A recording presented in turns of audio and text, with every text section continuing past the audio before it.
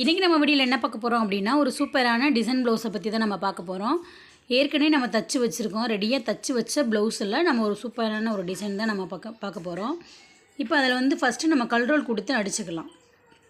Round நெக்கில் கல் role கொடுத்து நம்ம அடிச்சுக்கலாம்.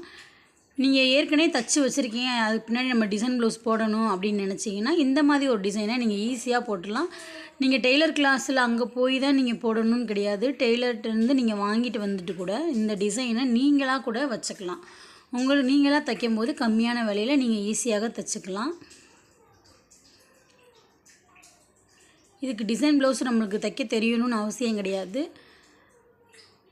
டிசைன் ப்ளவுஸ் தெரியாதவங்க கூட இந்த மாதிரி சின்ன சின்ன டிசைன்களை தைச்சி கூட நீங்கள் புதுசாக தைக்கிறவங்க தைச்சிக்கலாம். இப்போ வந்து நம்ம ரவுண்ட் நெக்கில் தைச்சிட்டோம். இப்போ வந்து பேக் நெக்கில் அங்கங்கே ஒரு டாட் மாதிரி நம்ம கொடுத்துக்கலாம்.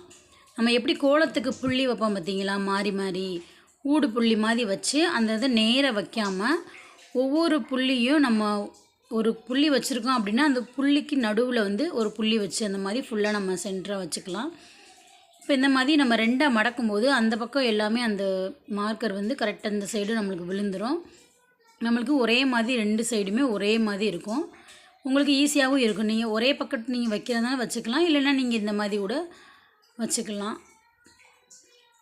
இந்த மாதிரி நம்ம குறிச்சிட்டு தைக்கும்போது அந்த அளவுகள்லாம் கரெக்டாக இருக்குது. இந்த மாதிரி டாட் வச்சுட்டு நீங்கள் அந்த பாசி வச்சு தைக்கும்போது ரொம்ப சிம்பிளாக இருக்கும். ஈஸியாக நீங்கள் தைச்சிடலாம். இப்போ கீழே இருந்து ஒரு நூல் கொடுத்துட்டு கீழே முடிச்சு போட்டுக்கணும். முடிச்சு போட்டுட்டு கீழேருந்து ஊசியை குத்திட்டு இந்த பாசியை கோர்த்துட்டு கீழே மறுபடியும் ரிட்டன் கொண்டு போயிடணும். கொண்டு போயிட்டு நம்ம ஃபஸ்ட்டு இந்த லாக் பண்ணிக்கலாம். இது ஃபுல்லாக தைக்கிறத காமிக்க முடியாது, ஏன்னா வீடியோ வந்து லென்த்தாக போகும். அதனால் வந்து ஒரு 3 பாசி மட்டும் உங்களுக்கு தைச்சி காமிக்கிறேன். அதே ஸ்டெப்பில் வந்து நீங்கள் எல்லாமே தைச்சிடலாம். ஒரே நூல்லையே அப்படியே தொடர்ந்து தைச்சிக்கிட்டே போகலாம். இப்போ எங்கெங்கே நம்ம புள்ளி வச்சுருக்கோமோ அங்கங்கே இந்த மாதிரி நூலை வந்து கீழே கூடி கோர்த்துட்டு அந்த பாசியை அது மேலே வச்சுட்டு ஒவ்வொரு பாசிக்கும் நீங்கள் லாக் போடுறதுனாலும் போட்டுக்கோங்க, அதுவும் நல்லது தான். இல்லைன்னா ஒரு 3 பாசி 4 பாசிக்கு நீங்கள் லாக் போட்டிங்க அப்படின்னா உங்களுக்கு சூப்பராக ஆயிரும்.